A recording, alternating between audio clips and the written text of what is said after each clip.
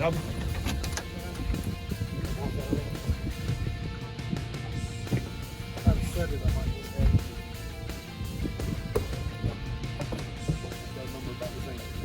Yeah. Yeah, just gotta muscle them out.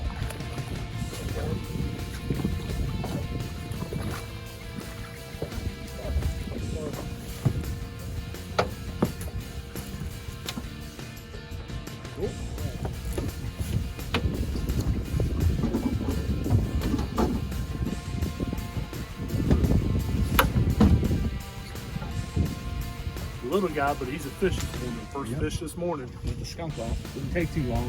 Hopefully they keep it.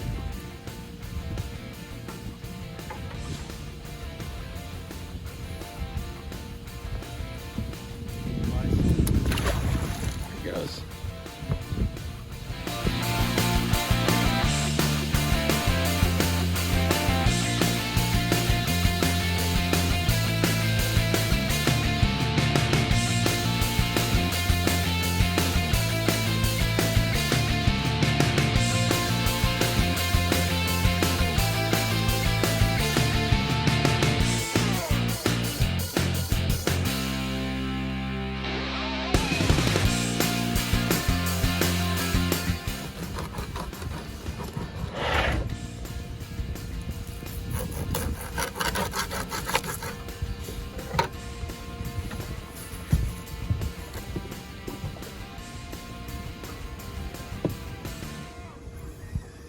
So Joe, tell us about patterns of flatheads or fish in general or whatever you're going for.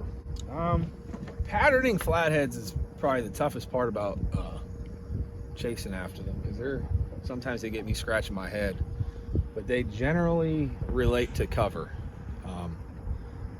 Right now, today we're probably going to be fishing a lot of shipwrecks and big brush piles and things of that nature. We might get into some industry too, some park barges and cells and stuff like that, maybe some rock. Current plays a big part in that too. The current will keep them tucked into that cover. And of course today we got a huge cold front and zero current and a little bit of wind. So today they might be a little more scattered around. They might be a little deeper. But what I try to do, if I haven't been out in a while, I'll fish a bunch of different type of covers for my first 3 or 4 spots. I might hit a brush pile, a flat, creek mouth, big rock pile, and kind of see where the action's at, and then game plan off of that, you know. So we've been fishing. I've been fishing pretty consistently. They've still been on and around structure, and they've been hitting pretty good despite this cold front. So we're starting out today. We're fishing a shipwreck in about 35 foot of water. I've had some good action so far. Had baits in the water for like 30 minutes. We had about 4 or 5 hits already. We got 2 fish in the boat. Just waiting on the big fish to bite. But again, with patterning too, another thing that comes into play is water temp, time of year. Right now it's fall.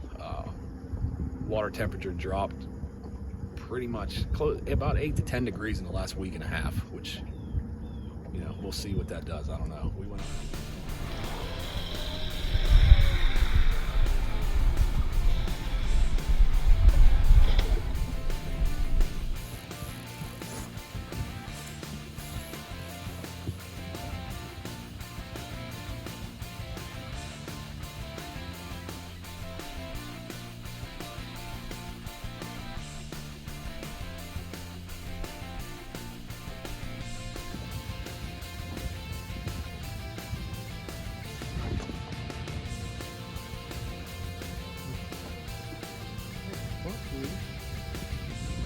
I'm gonna set this down and get the net.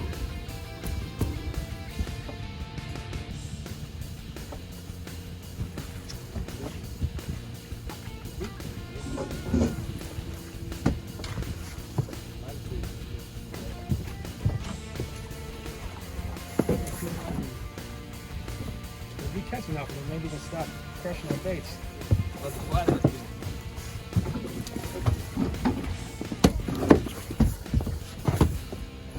Not a decent channel cat.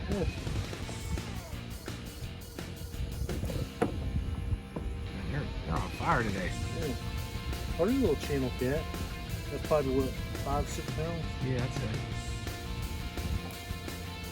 A little piece of cut shad. We put down there for flathead, but that's okay. A lot of times these channel cats are faster to the baits. Joe here, he's a flathead king. For some reason, these channel cats like me. All right, Joe. Here's one for you. What is like your favorite bait, or let's say, do you have particular baits at springtime versus summer versus fall, or just what's your favorite bait in general, or what's your whole input on baits? If I had to choose one bait for any time of year, I'd have to go with gizzard shad, whether it be live or cut. That's probably my number one. If I had to pick one bait for flatheads in my area of the Ohio River and the Allegheny River, I'd pick shad. My three favorite baits, like today we're running live shad and cut fresh moon eye. Moon eye is another one of those baits that's phenomenal, especially in the warmer months. We usually start going out and catching them around spawn, post spawn, and right after these fish come off spawn, when the water's still in the 80-degree range, it seems like moon eye. It's hard to beat fresh cut moon eye. My third favorite bait, I'd have to go with suckers, whether it be red horse or white suckers. Just something about them. So usually when I'm fishing a tournament, I try to have all three of those baits, whether it be sucker, moon eye, and shad. Those are typically in my boat whenever I'm fishing, any time of the year. Early year, we're probably using a little more shad and cut shad early season when the water's just warming up. Yeah, there's a hit. Got a buck over there, but we'll just watch it. Once it warms up, like I said, that's when I start getting into some moon eye and start throwing some cut moon eye. And now fall, we're coming into fall now. Water's starting to drop down into the low 70s. So I'm going to start using a lot of bigger live baits. We'll throw out live moon eye, live sucker, live shad, but still have a good mix of cut bait because, against what a lot of people believe, or at least in this area, cut bait is definitely king for flatheads. I hear a lot of guys that say you can't catch flatheads with cut bait, you need live bait. That's completely opposite. I'd say 90% of the bigger fish I catch are on just small pieces of cut bait. Yeah. So springtime, would you definitely run mostly all cut bait to spring, or is live bait even an option? I'll throw one out there just to have get another boat. Yeah. I like to have a live bait out there at all times. Yeah.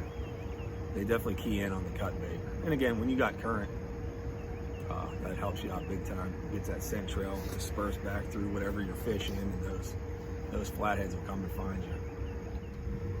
The biggest thing is just fresh bait, man. I spend probably twice as much time catching and gathering bait than I do flathead fishing. Here we go, ready? He's got you. He's got you. He's got you.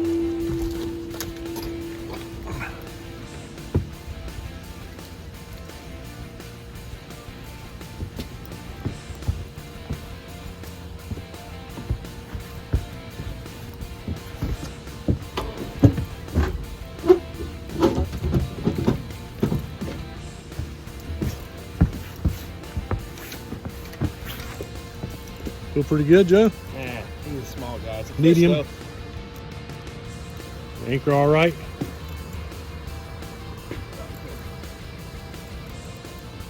That's a channel. Big channel. How about that?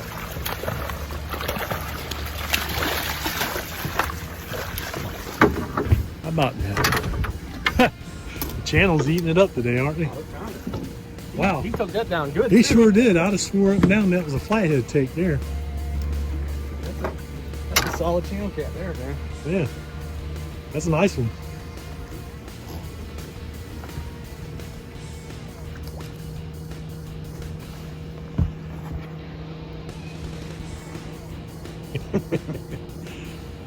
They're fun.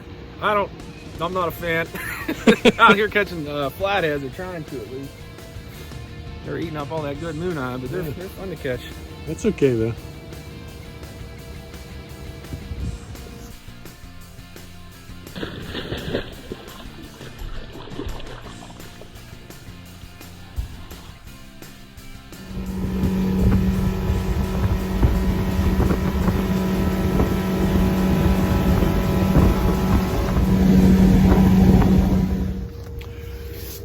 Joe, tell us about what would you call, I guess, compound structure. Tell us about compound structure and what that means for you and how that ties together. Yeah, my definition, I mean, again, we talked about flatheads and they relate to cover, but I look for specific types of cover, and what I call them, or my definition, it would be a compound piece of structure, and that would give that fish more than one reason to be in it. Like right now, for an example, there's some industry behind us, some park barges and icebreakers. So we have that, which is good. They usually hold some flatheads. Some fish will be hanging around these barges, especially when the sun gets up and the water's getting colder and the barges heat up. But there's also a big rock pile here. So there's two pieces of structure we're fishing in this spot. And another example I was just talking to Willie about, there's a ton of brush piles out here. And of course I try to find the gnarliest brush pile, but I'll try to find a brush pile that's just adjacent to either a big feeding flat or like a creek mouth. You know, if I was a big flathead, I'd choose to live in that brush pile that's right by a creek mouth. You won't have to work as hard to get a meal. So I try to find spots that'll, I can think of multiple reasons why they'll be hanging out down there. So what are we looking at here? We're looking at basically where we're sitting. It's a lot of big formations of rocks. Yeah. We got matter of fact, we'll spin this around. We'll take a look real quick.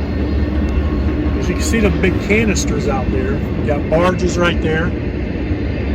Big canisters. And then on the bottom out here, we got big rock structures. So what he's saying is compound structure is you got barges, you got them canisters, you got a mix of timber and some rock, and it's just all in one area, which I think adds up. Is what Joe's saying. We're right on the ledge too. It starts to drop here, so we can get our baits up in the shallows. We can hit it right on the ledge in the rocks, and you can sling some out in the channels up underneath these cool barges. That's a good tip for you guys if you're looking for flatheads on the river and you're just trying to figure things out. You just don't know how to find flatheads. There's a lot more to it than just going out there and dumping a bait in the water and waiting. So always look for them things like Joe's telling you about there.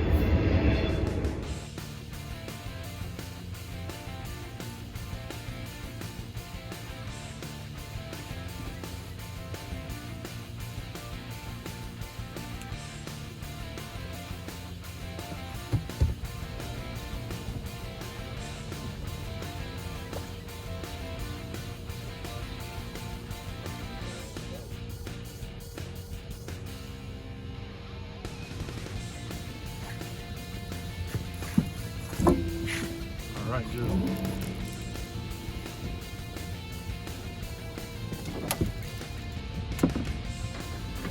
See that whole time he's like Coming towards you.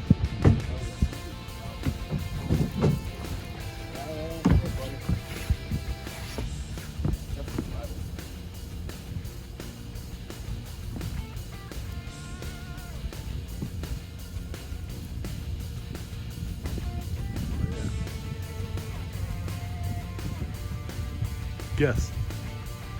How big? 20? Awesome.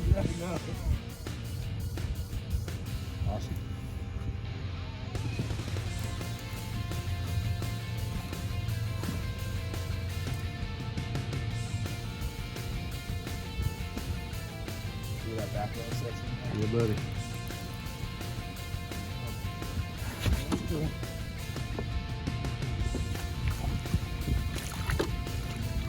There we go. Nice.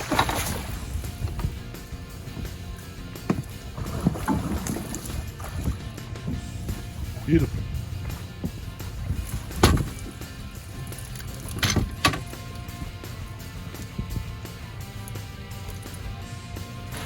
On the Joe Gordon rattle float. Let me get on this side of it. It's probably 18 to 20 pounds. All right, that's a nice one though. Get a head on that, guys.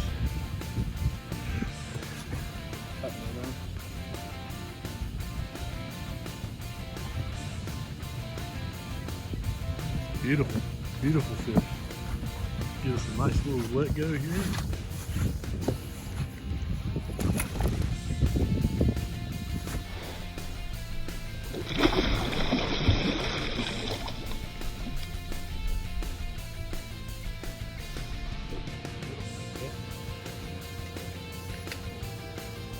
We'll let him take it.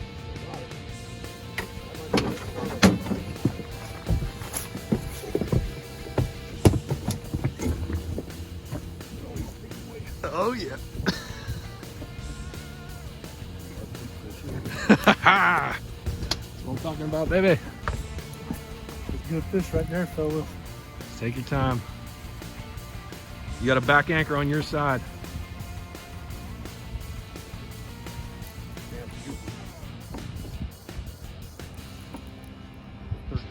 Just take your time with them. And that was getting channel cat packed just a couple minutes before that. So watch that back anchor real quick.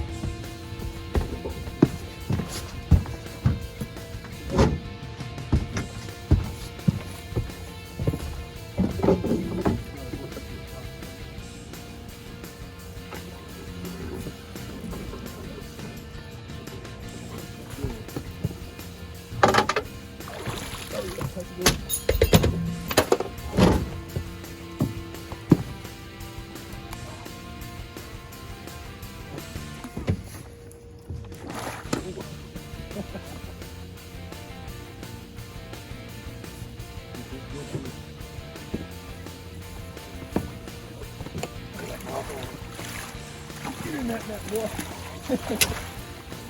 Hey, good job, man. Right.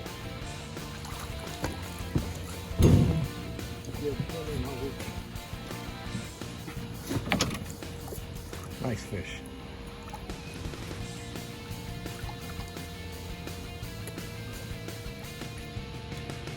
Yeah, let's get snagged up.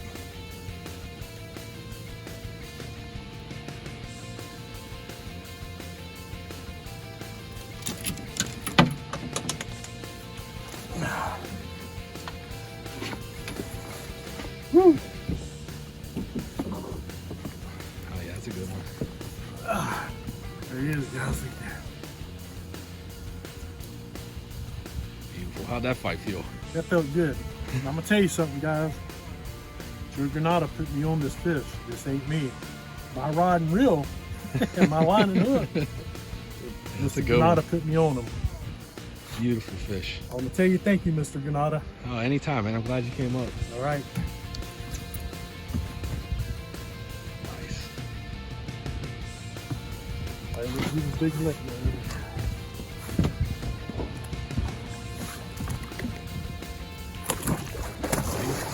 He was ready. He was. Nice job. Sweet.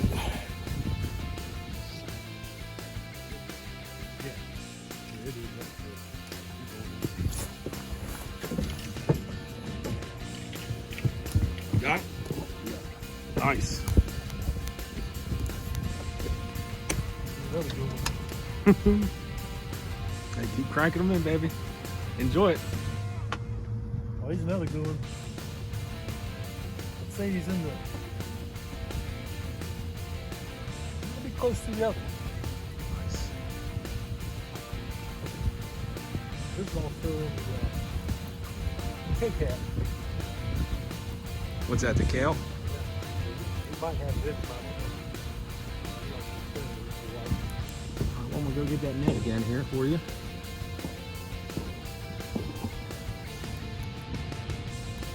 I'm the official net man now. I'll show you some grams these guys without a mouth and catch them. All we ever use net on them. Oh, we dig it. We dig it. See if you can flathead before it starts raising.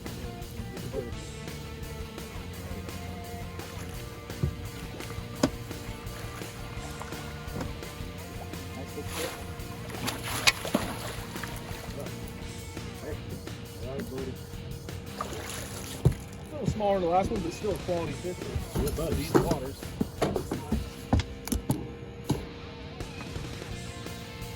That one, guys, that's probably a good 20. Yeah, he's Maybe a pushing. 20. Nice fish.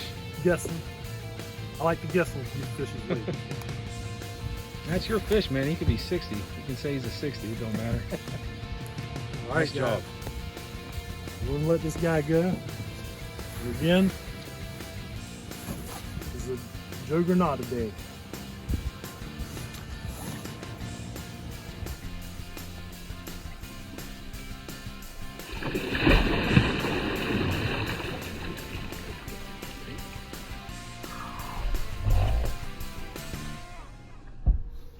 Joe, tell why you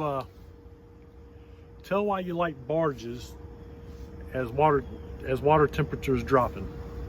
My theory behind it is the barges, especially on a sunny day like this, a big piece of metal, that sun will heat that metal up, kind of warm up the surrounding water around it, and maybe draw in some bait fish. Also provide, especially when they're loaded, will provide cover for the flatheads. But my thing is, I think it warms the water up a little bit around the barges, attracts the bait fish, and where you find bait fish, the flatheads are going to be close by. Yeah.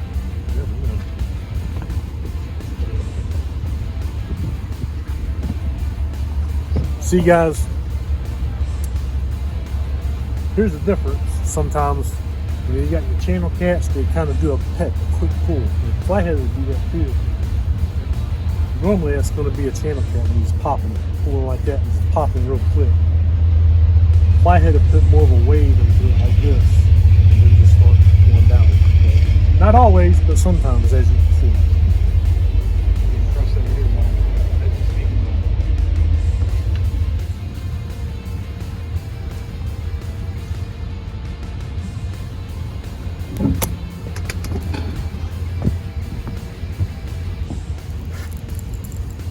At a net cat or what? No, it's just a channel, decent little channel cat, man. A little bigger than the last one. I don't know. He's staying down. Yeah, that's a channel cat.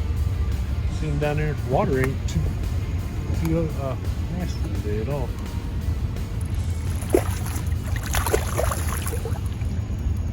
Another one on that Nice channel cat. Oregon signature peg float rattle. Yeah, it's a little chunker there. What's that rattle? I mean, what's that float? You can explain that. A buddy of mine just made these. Essentially what he did, because he doesn't agree with spending $5-6 on a float with rattles, so he just got little worm rattles and puts them inside peg floats. Okay. Yeah. And you use that a lot, Joe? I just started using them. Honest to started God, he using them? just gave me a few of them to try out Okay. last week, I think. Well, we caught, I think, 2 or 3 fish already today with them. Yeah. That's nice. Nice channel cat. Yep.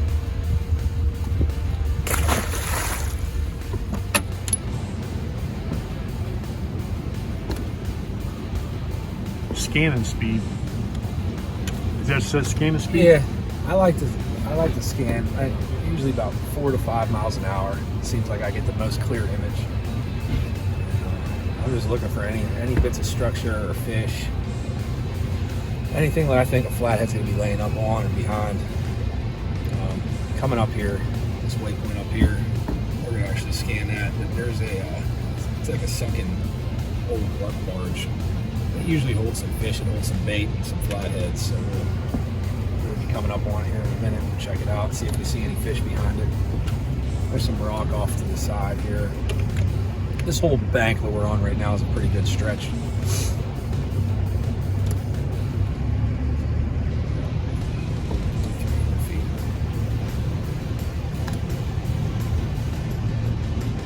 Okay, guys, hang on right here. Joe's going to tell us and show us how he anchors up in a no current situation. So this should be interesting to you guys that may be anchoring up on a place or whatever, or if you're using spot lock, on how to do it with no current. So here we go. All right, guys, we're about, I just cleared the cursor, but we're about 75 feet away from our target, our piece of structure. So I'm going to spot lock now, and then I'm going to come back and just drop the back anchor.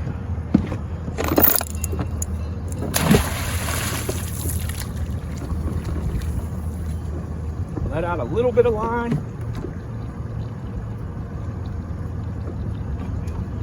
Get it tied down and go back up to the trolling motor and just jog forward a time or two.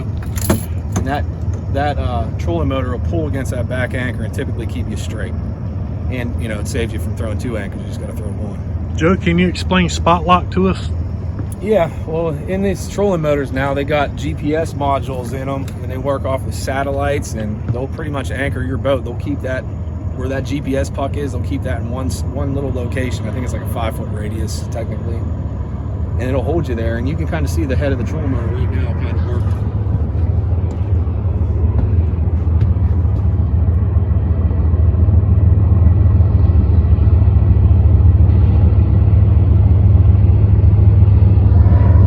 So it's going to fight against wind if you have current, which we don't. And yeah, it'll just keep your boat nice and straight.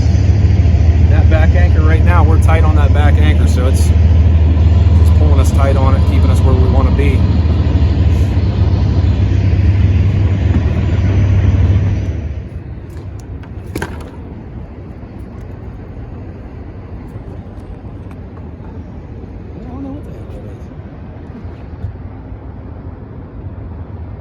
That's moonot. Yeah, I don't know what they've been eating. Nice fresh moonot. It's hard to beat for cut bait.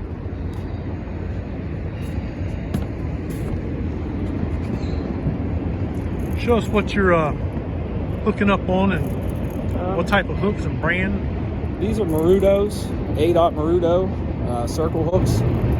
They're kind of like a dual action. They're similar. A lot of people have heard of the Diachis and the Team Catfish, which I think is the same thing.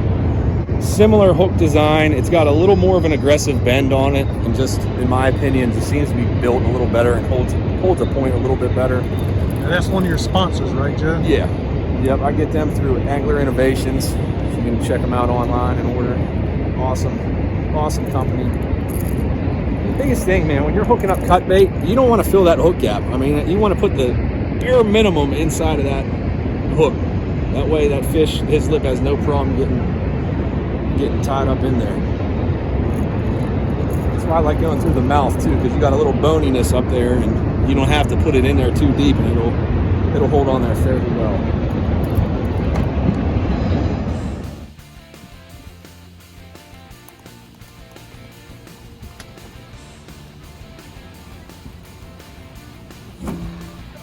All right.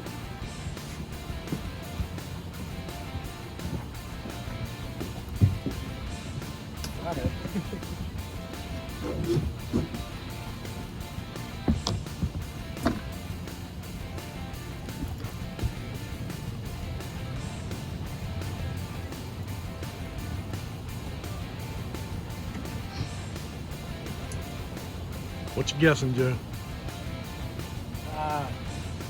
It's hard to tell until you get them right under the boat. Come on now, you gotta be quick. 20-pound range. 20 pound? You might get bigger here, I don't know.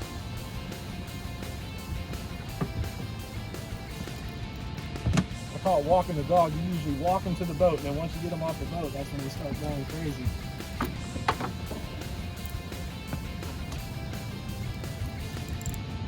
Definitely a flathead, a decent flathead.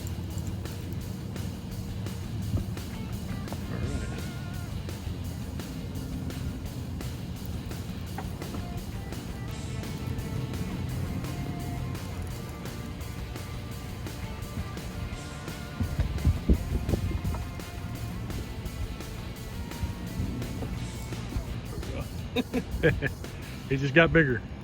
Still a little bad. He's no giant. He's a solid fish though. He's trying to run back to that back anchor.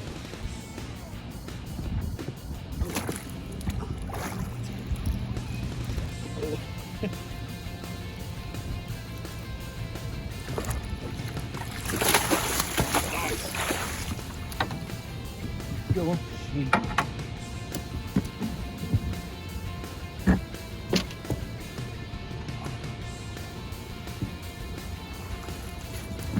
Oh yeah.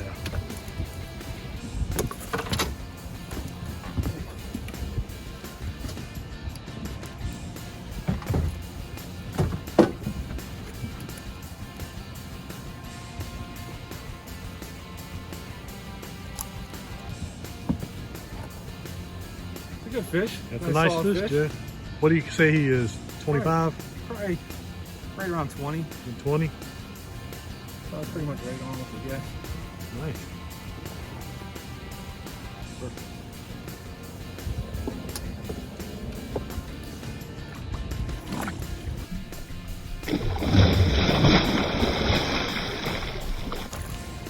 Darts off. All right, buddy.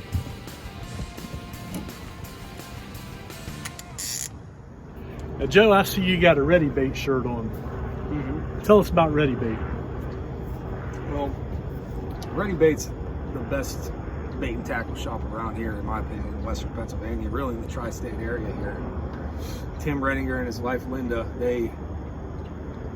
it's hard to say, they're probably the most important people in catfishing in our area to help grow the sport. They probably do more for catfishing in our region than really anybody does. So we try to support them as much as we can. And you know, even when I first started catfishing, Tim gave me all kinds of tips, and you know, I'd share my frustration with him, and he just kept, you know, telling me to keep going out there, keep trying, keep working hard, and you'll eventually kind of figure them out. Like, so he played a big role in my early years of catfishing to get me to stay motivated to continue to fight for them. And not to mention they carry a, you know, you can go down there and get shad, skipjack. They get a ton of nice sized suckers down there. They carry a big line of hooks and sinkers and everything you can think of to get you going out here on the river. But it's just a good small mom and pop bait shop. You know, he's got my support for life. And where's he located at? Right up in Bridgewater, Pennsylvania, right up in Beaver County, not too far, about 30 miles from where we're at now. We're down in downtown Pittsburgh. So if anybody's deciding to come up here, they can go there and get what? Shad? Or what can they get? Shad, skipjack, live suckers, shiners of all different sizes, you know, any type of worm or maggot, anything you can think of for fishing. Tons of lures, hooks, sinkers. He has a big line of a lot of people struggle to find bigger sinkers. He has like everything from 1/4 ounce to like 12 ounce, I believe, or maybe even bigger. And just, he's full of knowledge. He knows this area.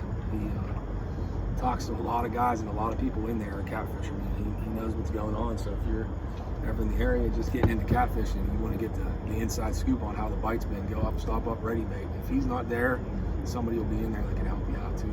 Now, something that I just remembered, because we talked about it here a little while back, but you said Tim Redinger up at Ready Bait has certified skills.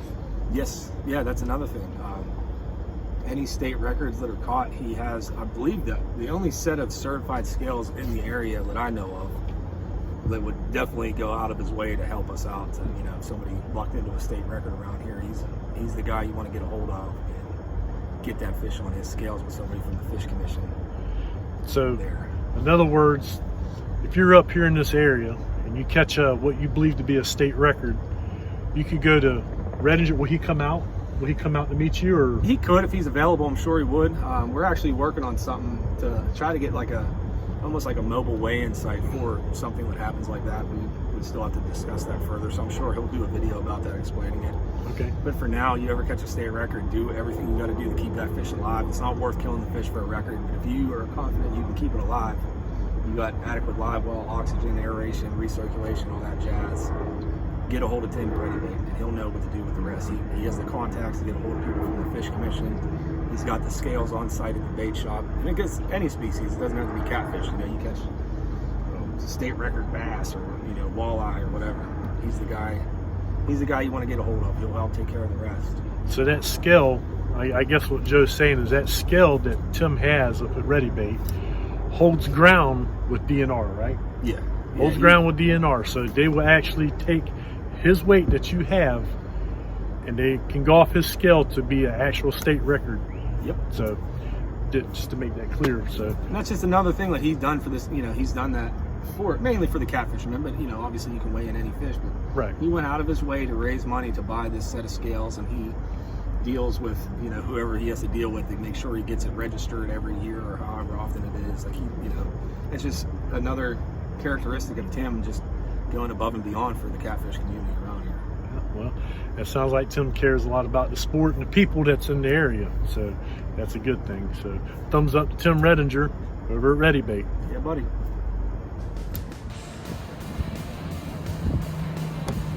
There he goes. There he goes. There he goes.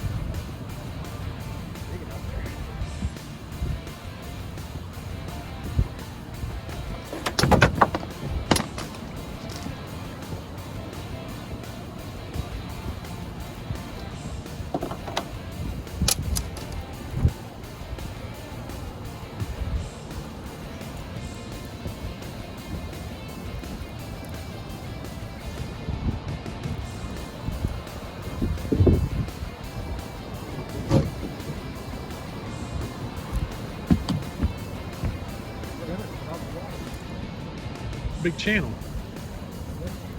Yeah. Big old channel. Definitely a big ass channel.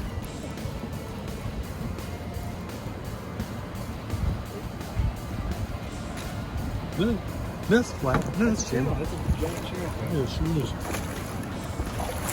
It's a good channel. That's like a trophy channel. I was wondering why I came up to the top of the water way back there. I noticed that. When it come up, I'm like, wait a minute, that ain't good. That's a toad. That's a big channel.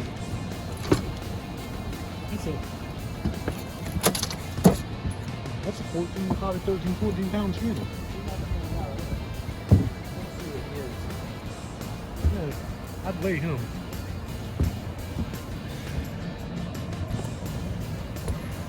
That's a heck of a channel cat, Joe. Where's your scale at?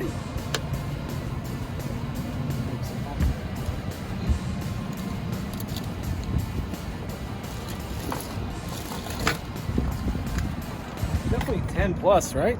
I don't I'd know. say I'm he's not- 12. I'm not I'd good say at he's 12, judging. 13. No, I'd say 12. There's my rod.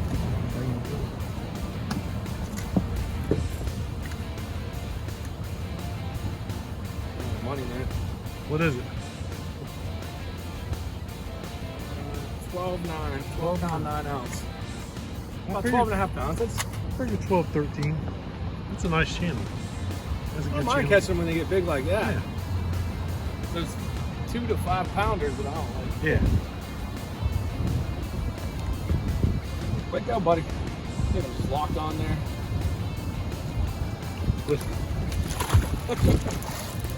Alright. Uh-huh. Biggest channel so far on the trip.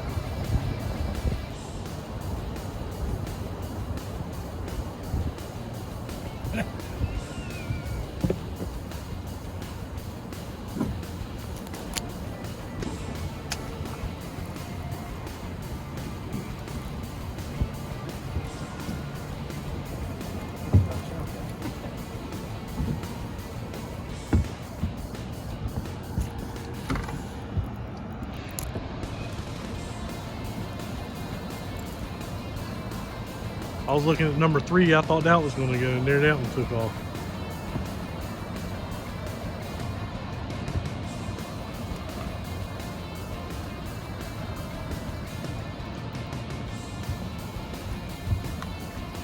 Another channel.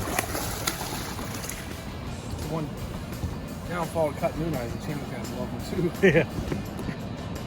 You're wasting your moon eye. Yeah.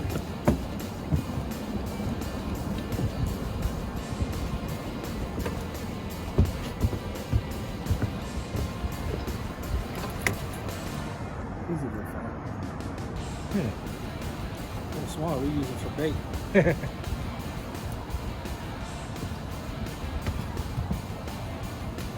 That's pretty cool there. Yeah, there you go. There you go.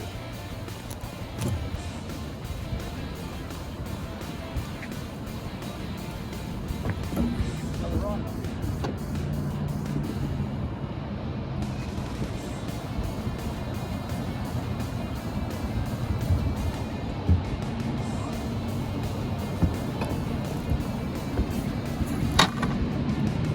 Get ready to rock and roll.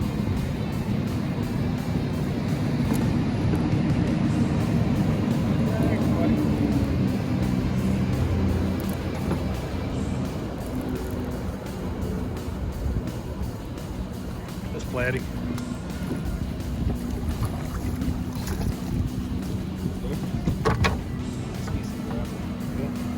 Got the right one this time, Joe.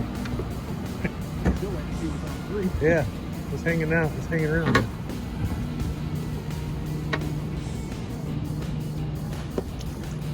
There he is. Oh, big wigs. Good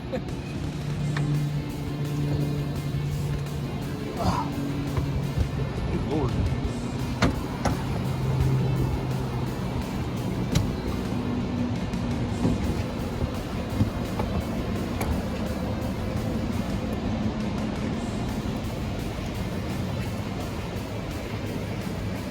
Got my bait back. It's a pretty little Flatty. Yeah. Got skin color on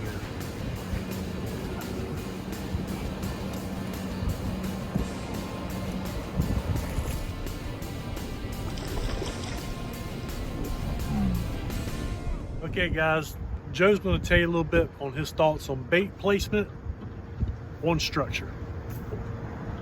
Most important piece of advice I can give anybody when fishing for flatheads, specifically targeting like a specific particular piece of structure, whether it be a brush pile, rock pile, anything like that, just spread your baits out. Don't throw all those baits inside or right in front of that piece of structure.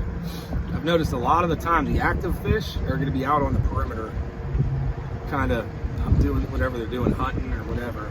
And those fish, a lot of the fish that are sitting up in that structure, a lot of time, sometimes they will come out and crush your bait, but a lot of the times it's the ones like rods 1 and 6.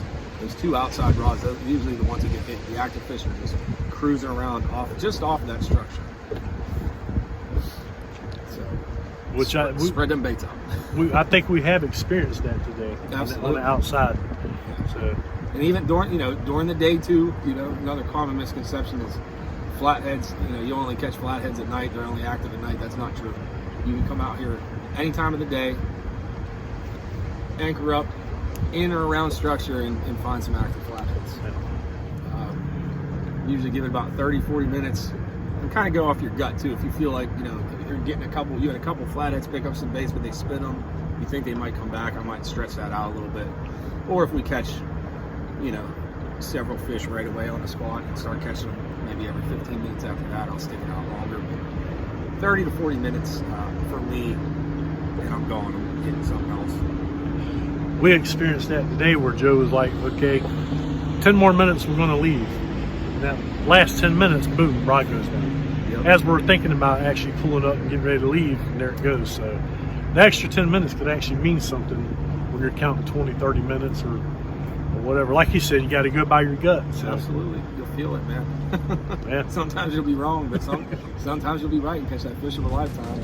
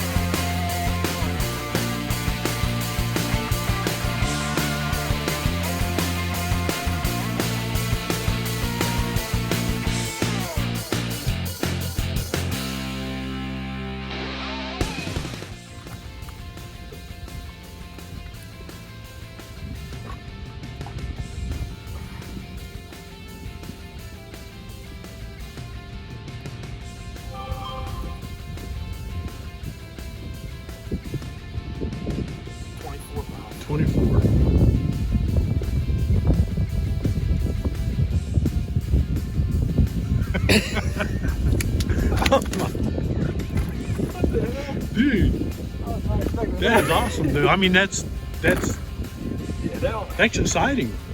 That's an exciting catch right there. Look at that, guys. 24 pounds.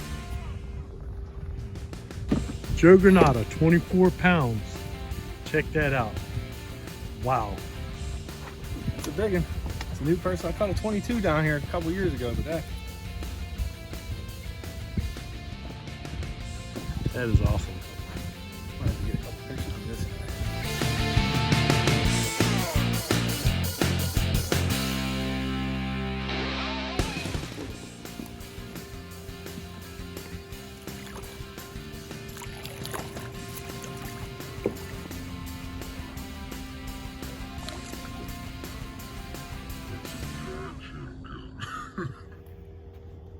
If you guys are wondering what kind of rods Joe uses and what kind of line he uses, reels, stuff like that, he's getting ready to go over that with you, so check it out. My preference for what I do, I like the Big Cat Fever medium heavy action rod. I mean, the majority of the fishing I do is anchor fishing for flatheads with circle hooks, and this seems to be the best blank, in my opinion, that I've come across that's conducive for that fishing style.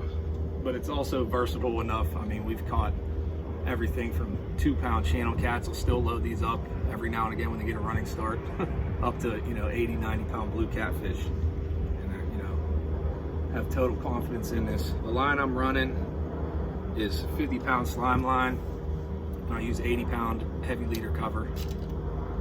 A lot of the stuff we fish is pretty nasty, pretty gnarly, and I like to kind of overkill it a little bit because I've lost some fish over the years just from getting ran across some rocks and other snags down there.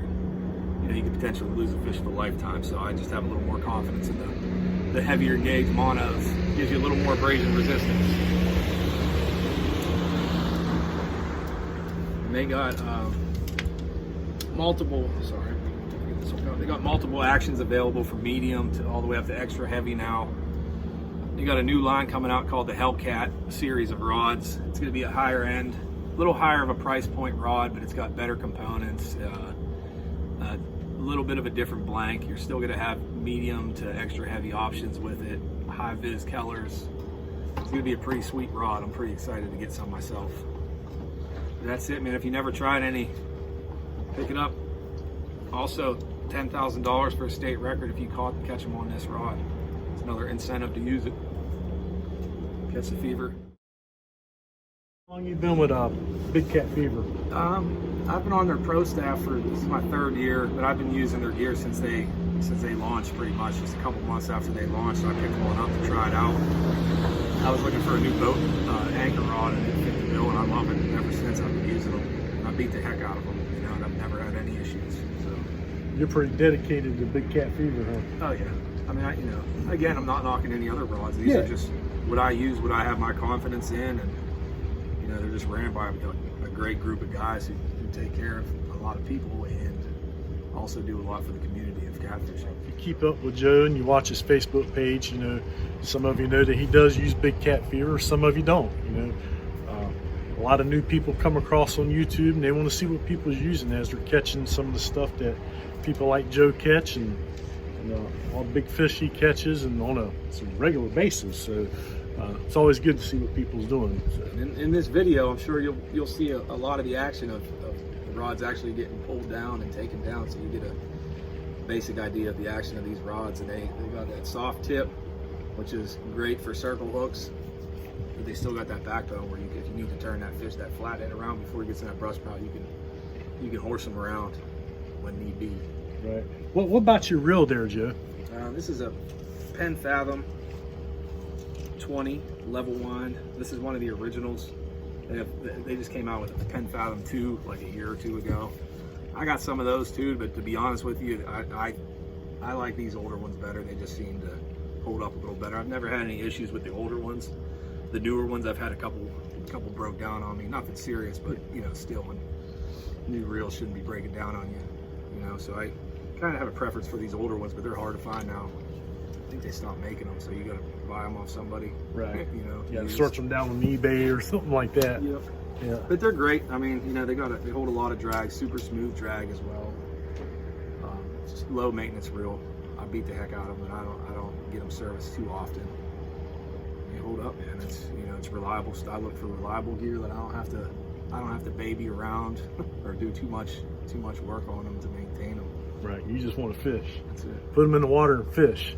That's what counts. All right, guys, that wraps it up for the day out with Joe Granata. We had a good time. It's been a blast. We're on our way in. The channel master. Joe was the channel master today, so that was great. Yep. So See you guys later, man. Share this video. good idea. Share the video. Later, guys.